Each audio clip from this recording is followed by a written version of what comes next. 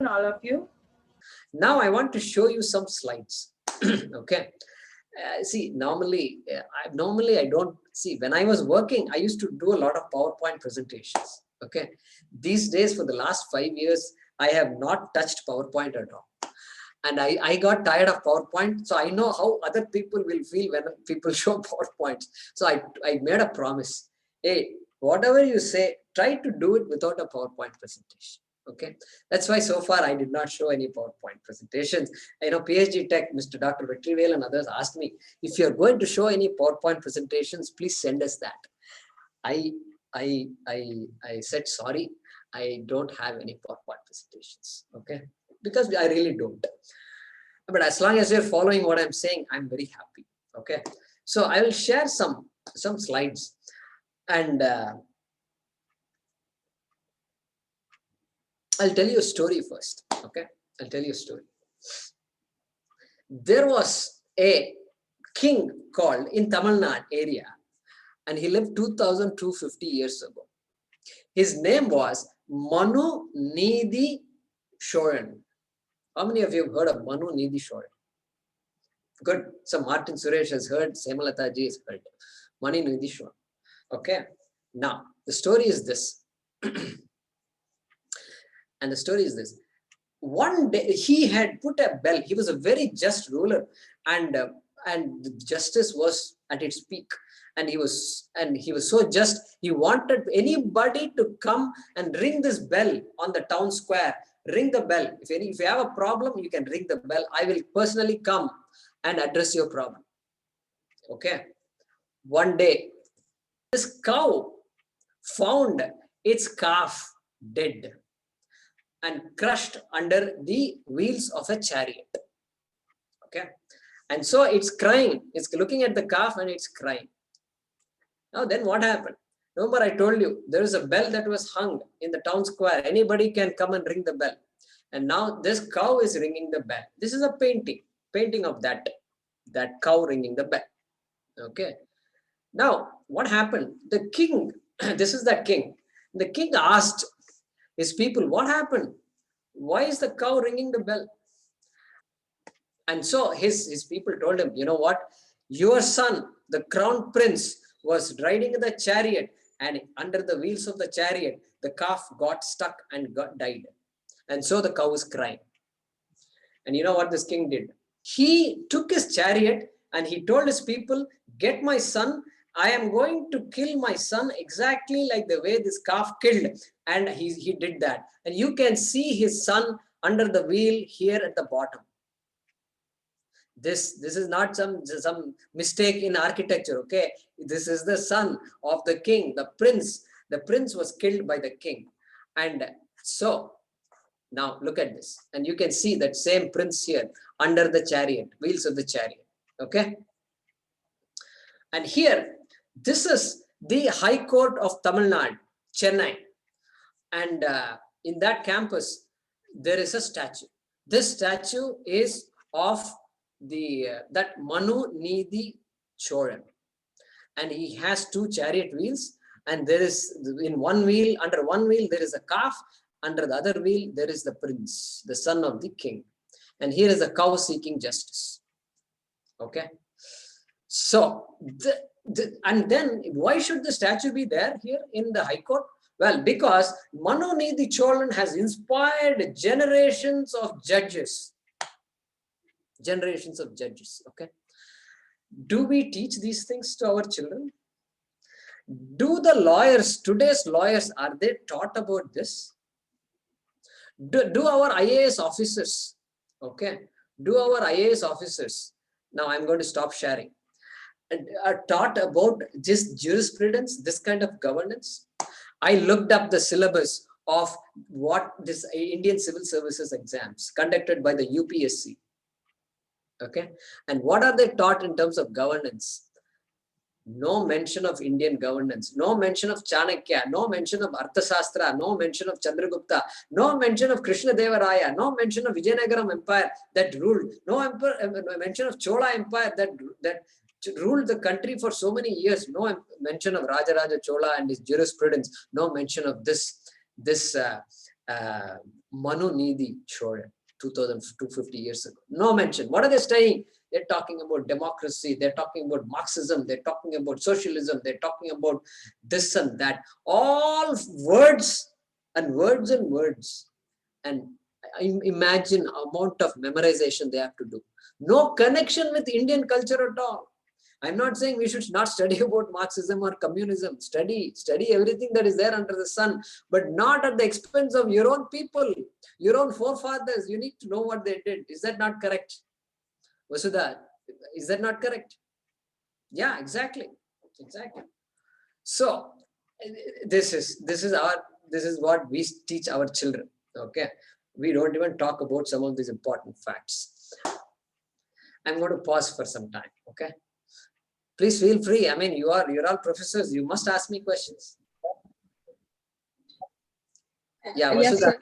Hello. Vasudha Paltankar. Yes, please. Yeah, sir. I'm Vasudha. Yeah. Sir, actually, I want to share one thing. You were talking about the Indians are getting hesitated. Means even if you have given the example of that if you are presenting in one of the university of USA, any guy is having all the knowledge with him, but still he get hesitate, or still he gets shivery. So like that we said as an Indian, but at the same point, if we say about America or other people, they will never get shy. So actually, I have been in US for 6 years. So my son, he was going in that school.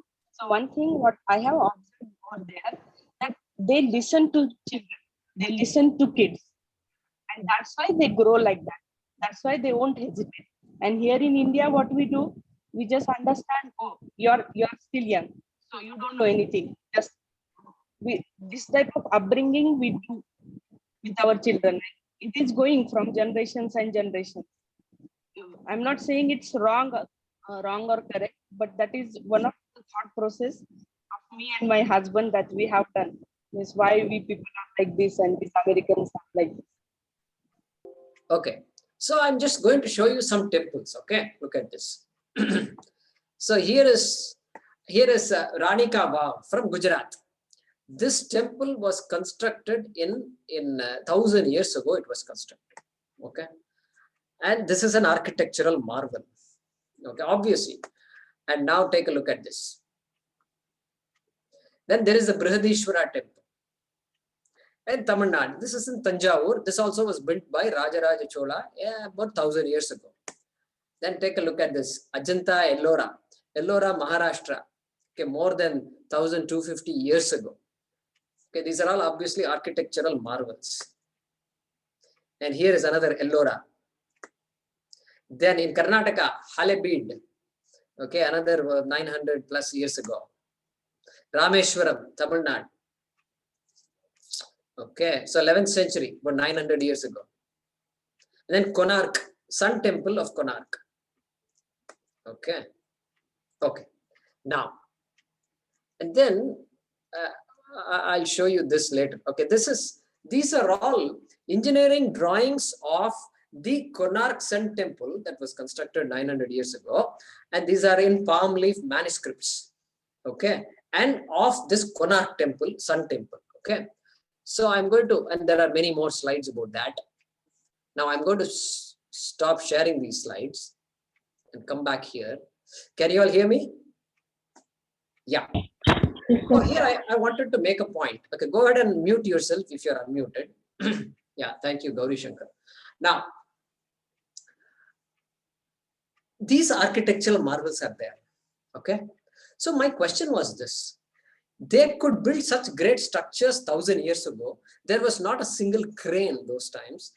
And you got this Brihadishwara temple in Tanjavur, where it's 60 meters high.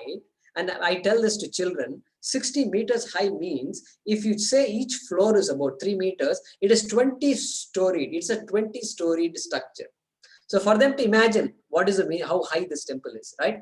20 storied structure they built. And then on top, on the Shikara, there is a big, like round spherical stone.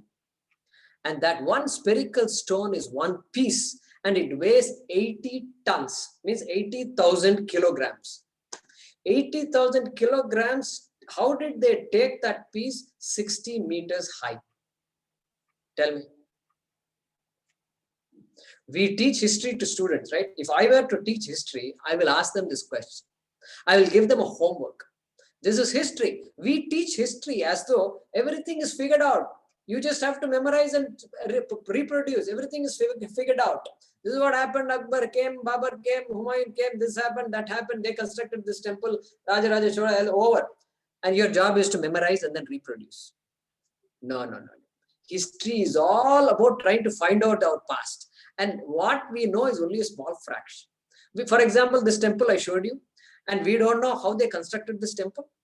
Okay, they are talking about the temple being constructed by stone without any cement, and these stones are all interlocking pieces. Okay, interlocking pieces. How do I want you to see this?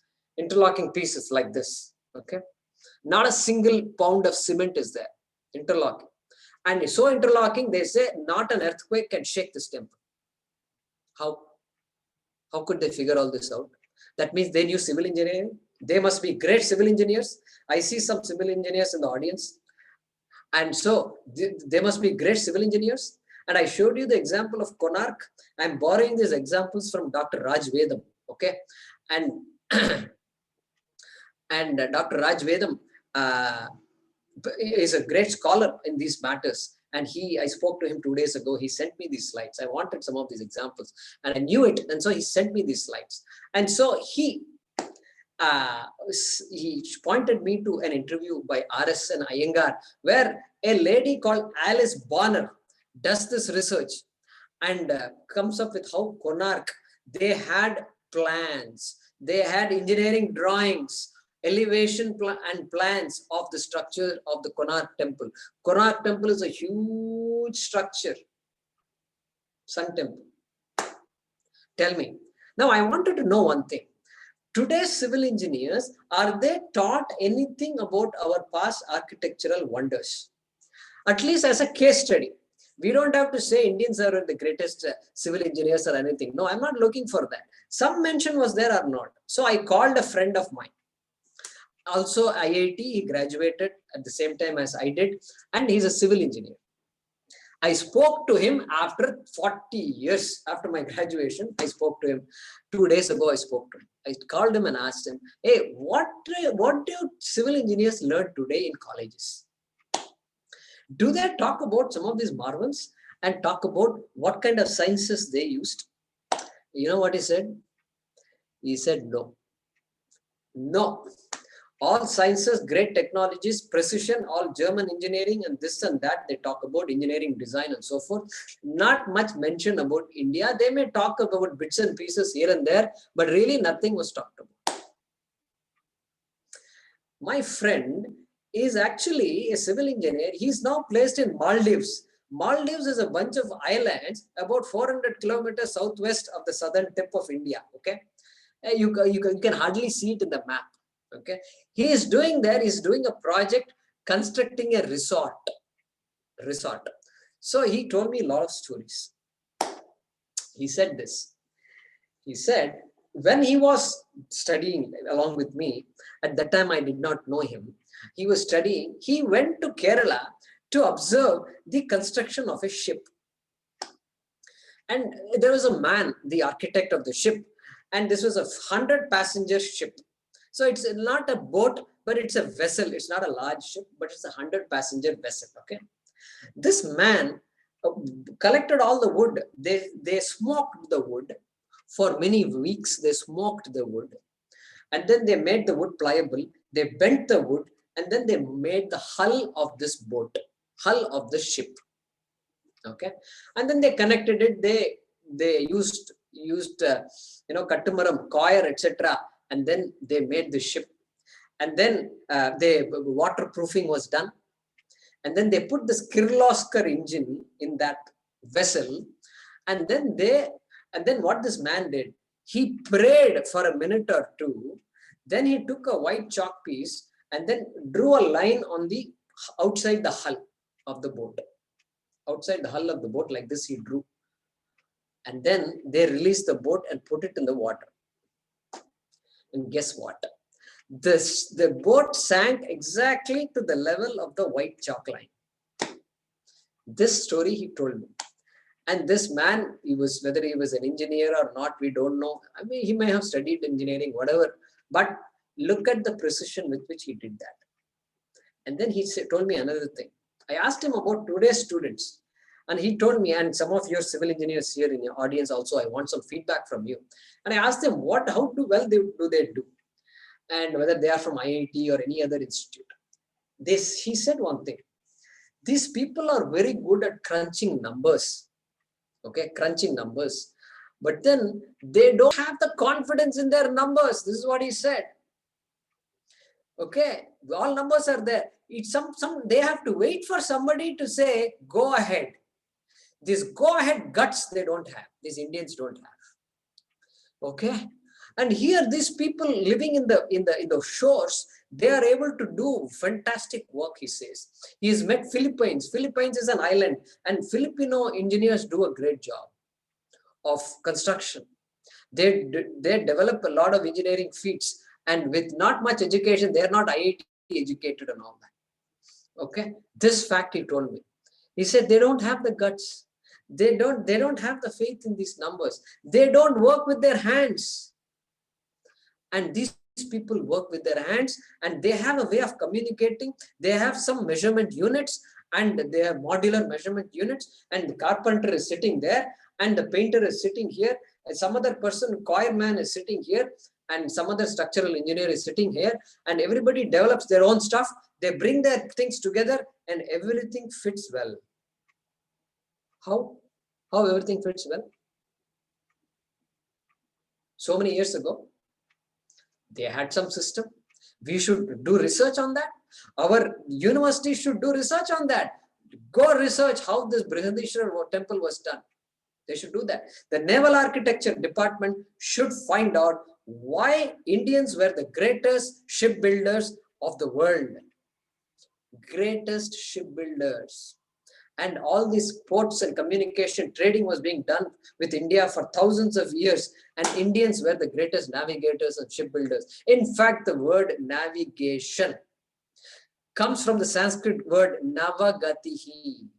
Navagatihi. Nava means ship or boat. Gatihi means movement. Movement of boats is called navagatihi. Therefore, the English word navigation, navigate, etc. Sanskrit, it's another big story left. It's already, it's already 3:45. And then I wanted to talk about the other topic also. But anyway, the shipbuilding, we were the masters. And you know what? In January 2021, 2 months ago, our government gave a Padma Shri award to a person. His name is Ali Manik Khan. Ali Manik Khan, write that down and do some research on him. Ali Manik Khan, Manikfan, Manik Khan. Okay, and this man lives in Lakshadweep, in one of the islands, Minicoy or something. And he was given Padma Shri. You know what? He is the last shipbuilder available who make ships out of coir and wood. Kattumaram, it's called Kattumaram in Tamil Nadu and Kerala. Purely, no metal used. He got a Padma Shri award. You should ask why. What is great about these people? They built ship with their own hands without using nails, without using metal. Nails you can't use. Why? Because ocean salt, nails will get rusted. They have to be very creative. And so there is so much to talk about. What happened to that tradition? Does the Naval Architecture Department talk about these things? Shouldn't they do research on these things? Anyway, I've got a lot of stories like this to tell you. And then beyond that, we've got to go to mind sciences. What about mind? Did our people think about the workings of the mind? Neurology. America is busy interviewing our sannyasis, interviewing Dalai Lama, and trying to figure out all about meditation and all the ways of the workings of the mind. Ego. What is ego? What is the self? Is the self the body, or the self more than the self? What is your idea of consciousness? America is busy patenting a lot of stuff. which is coming down from thousands of years ago. Okay, we need to find out what's going on, correct? And so much is there. And why are Japanese studying Bhagavad Gita? Tell me, why is Britain introducing Bhagavad Gita in their college curriculum? Why are German children chanting some of these shlokas? They are all Christians, okay? They have nothing to do with Hinduism, okay? But why they are chanting Bhagavad Gita? Because Bhagavad Gita has nothing to do about going to heaven. It has all to do about consciousness, okay? Therefore, every Indian must know all these things. Nothing to do with religion. Amazing, because others are doing. The West has figured it all out. They are doing a lot of research. And finally, we will wait for them to tell us what Bhagavad Gita has. Okay, just like we waited for us to tell them Vivekananda is a great man. Vivekananda went to Chicago, he became great, and the media covered it. Therefore, America said Vivekananda is great. Therefore, Indians also should say Vivekananda is great. This is how we heard of Vivekananda. Mahatma Gandhi was not popular in India, okay, but the British knew about him. They were afraid of him, and so because the British thought Mahatma Gandhi was a great man, Indians came to know of Mahatma Gandhi. Yoga became a huge phenomenon in America, multi-billion-dollar phenomenon in America. Then Indians said, oh, Americans are doing our yoga. Oh, our yoga. We must do also yoga, you know. So let us all go to the park every morning, and 6 o'clock you see all the people doing yoga. Why it didn't happen? 30 years ago, 40 years ago, I did not see anybody in the park doing yoga. Why? Because America is doing it, we are doing it. Friends, I am not putting down anybody. I am just stating the brutal facts.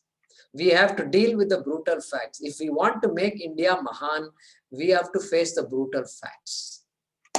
And so we want our country to progress. We have to know crystal clear. What is India? What is my country? Who am I? What did my ancestors accomplish? What is my greatness? We need to know that. Only then we stand on a great foundation, and from that foundation we can go wherever we want. Wherever we want, we can do whatever subject we can study, we can excel in it. But until we speak up, somebody else will speak for us. Somebody else is already speaking for us. They are telling Indians were stupid people, they had to be civilized, and then now Indians are civilized.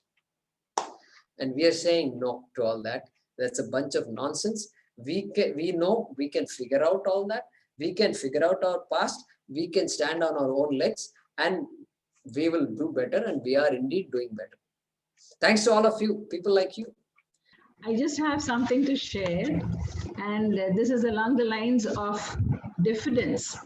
There is a friend of mine who was doing his PhD in Seattle, and he noticed over the lunch break, the Indians would have wonderful ideas. And this happens very regularly in Wipro, Microsoft, and other great companies. So he said, I don't know where it comes, but I want you to help me. Can you do a study?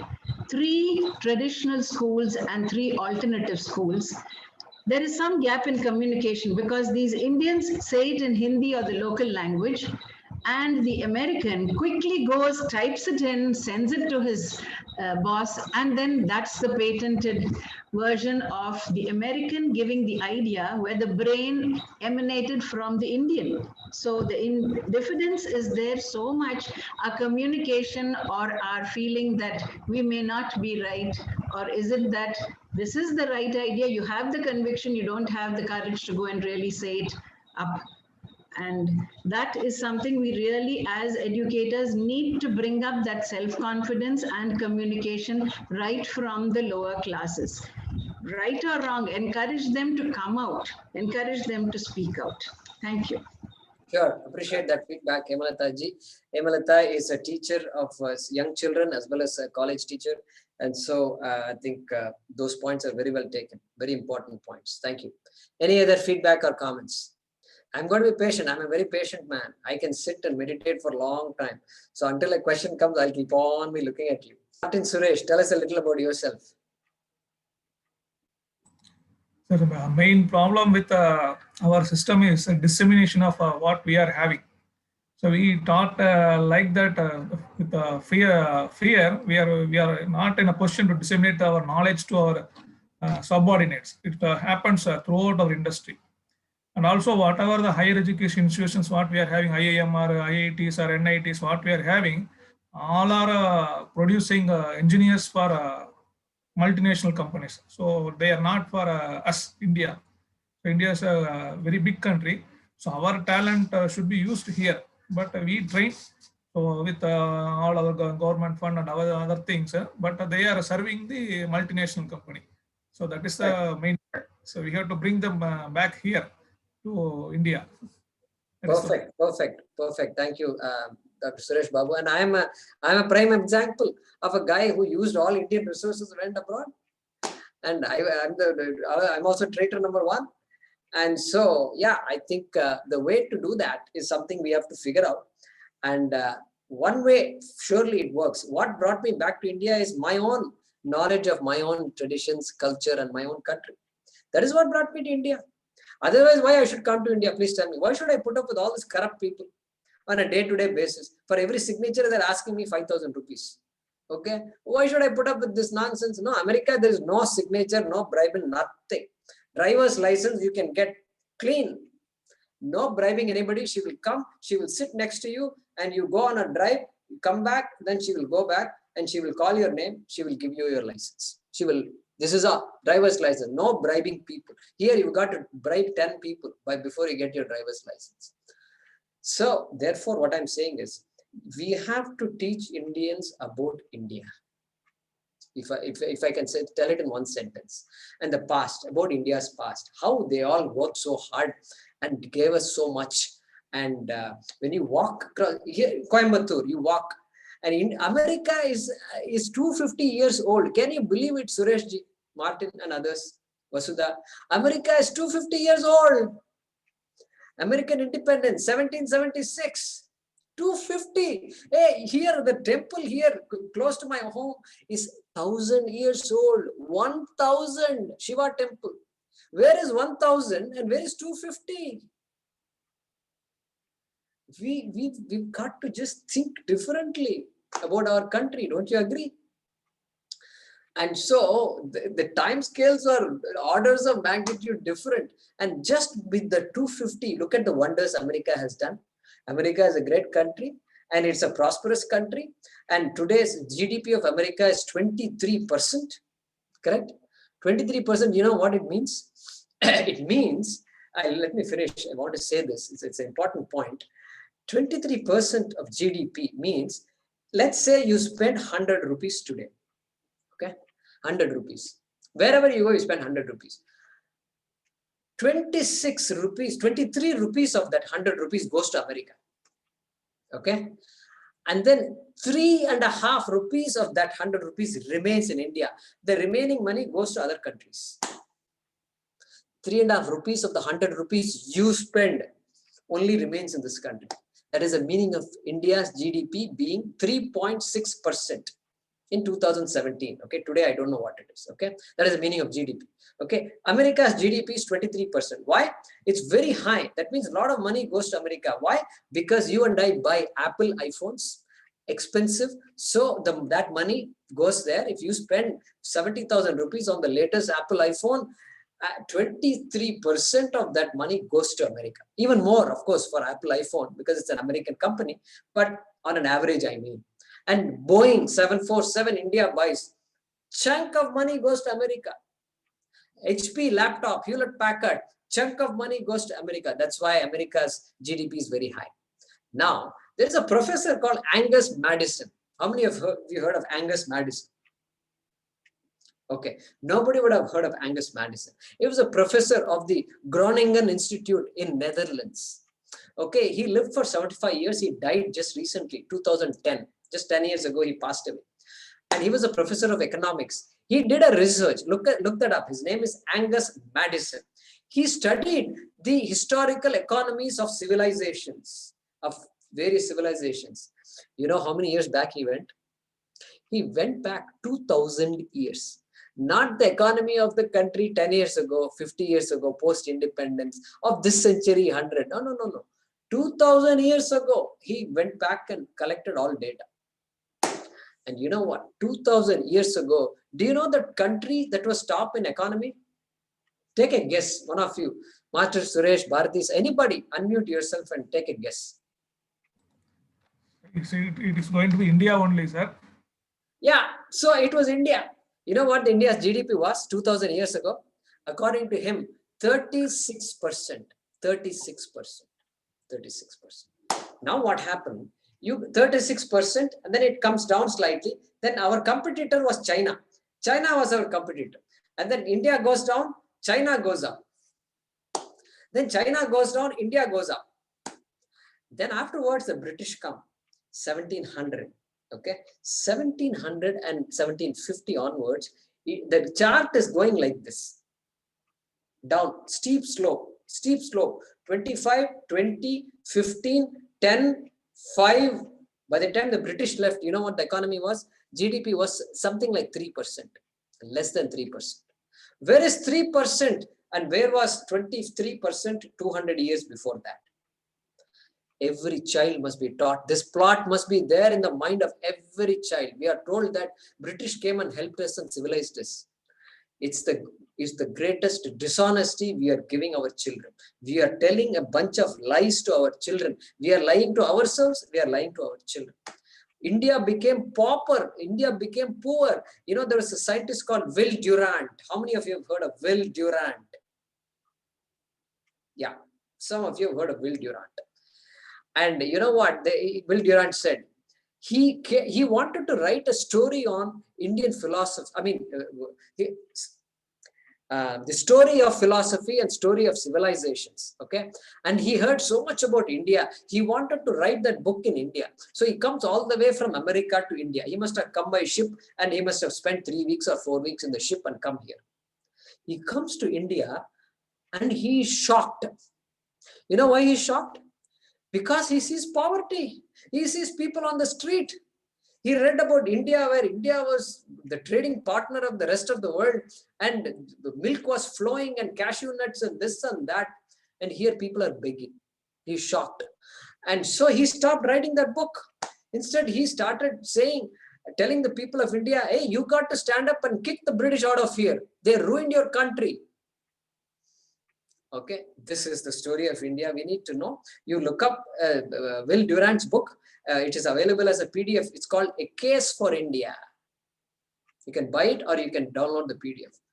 And you can see the horrors the British committed. Horrors. Horror means horror. So anyway, I think the solution to path forward, we are not blaming British for anything. Please understand here, the purpose of this talk is to sit and blame somebody else. No, we're not blaming anybody. We are taking full responsibility for our country, our children. This is our children, this is our country, and this is my university and my children. I want them to be happy for the rest of their lives. And their happiness comes only by knowledge, not by memorizing some falsehoods. And let them be great scientists. But suppose they go to America and some American comes and asks them, hey, we heard about this Brihadishwara temple of 1000 years ago. You guys were great architects. Can you tell us something about that? Will your student be able to tell something? He presented his discovery on electrical and communication. Okay, he patented. But suppose this question is asked by the American. American has heard about the greatness of India. Does the Indian know about the greatness of India? Oh, sir, I don't know about all this.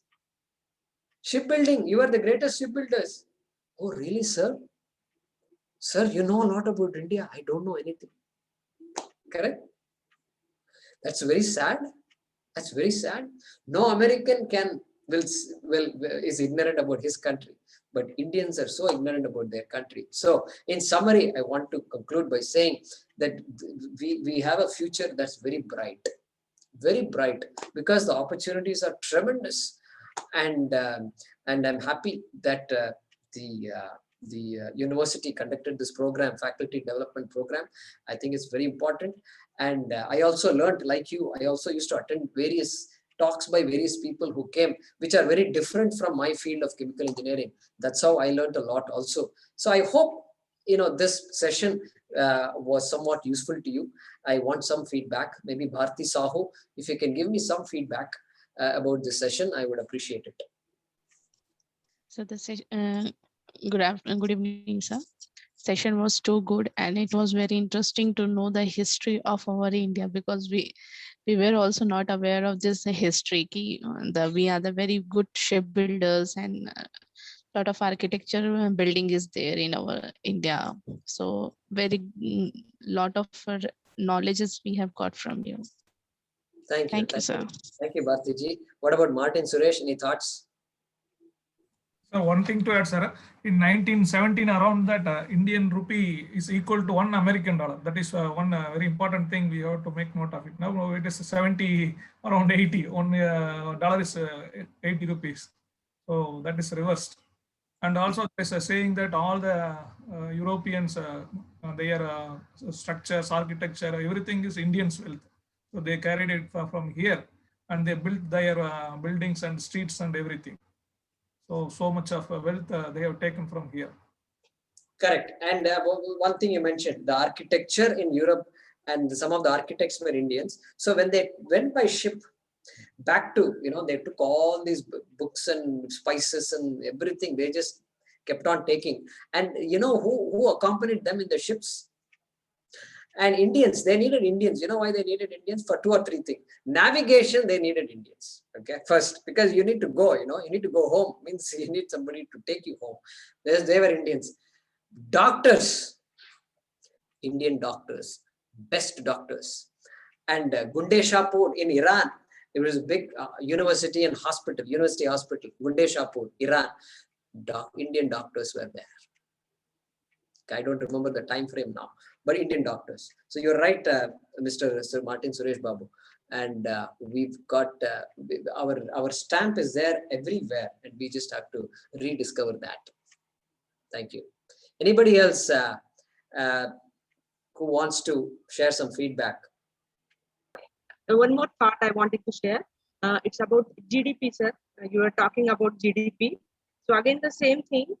So in US and in other countries, the inflation is not there. In India, it's much, sir.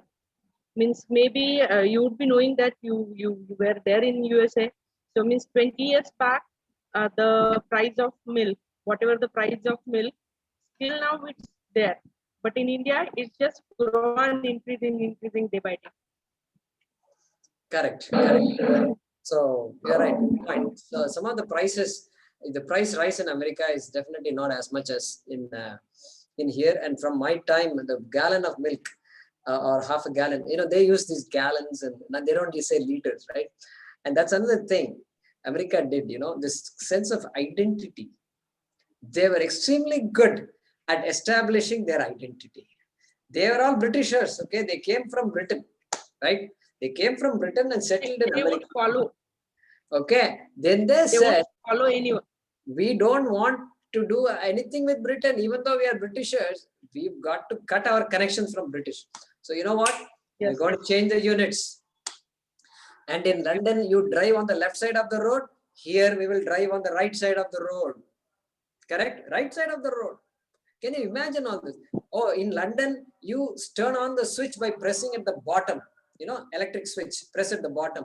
In America, if you press the switch at the bottom, the light will go off. It will not turn on. Correct? Opposite. Everything is opposite. Everything is opposite. And the English language dictionary, they said, we are not going to follow this Oxford dictionary and all that. Our dictionary is going to be our own unique dictionary. And there came the Webster's dictionary. How many of you know what Webster did? Webster, yeah, Hemalat. Webster, what he did, he took the Oxford dictionary, he went word by word, and he said, he came to color, C-O-L-O-U-R, color, right? He said, color. Do you really need the U in the color? Does U bring anything at all? You're not saying color anyway. So why not just say C-O-L-O-R, color? So he took out the U. So color, parlor, favor, F-A-V-O-U-R, no. F-A-V-O-R. That's it. Keep it simple and practical. And we are not British. This is American spelling. Like this, they went after it, and they made the whole country different from Britain. Their English is different, the way of speaking is different, everything is different.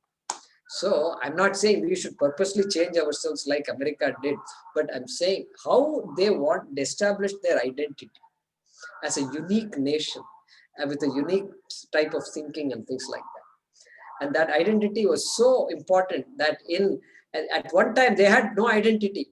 This dictionary, Webster's dictionary was their identity.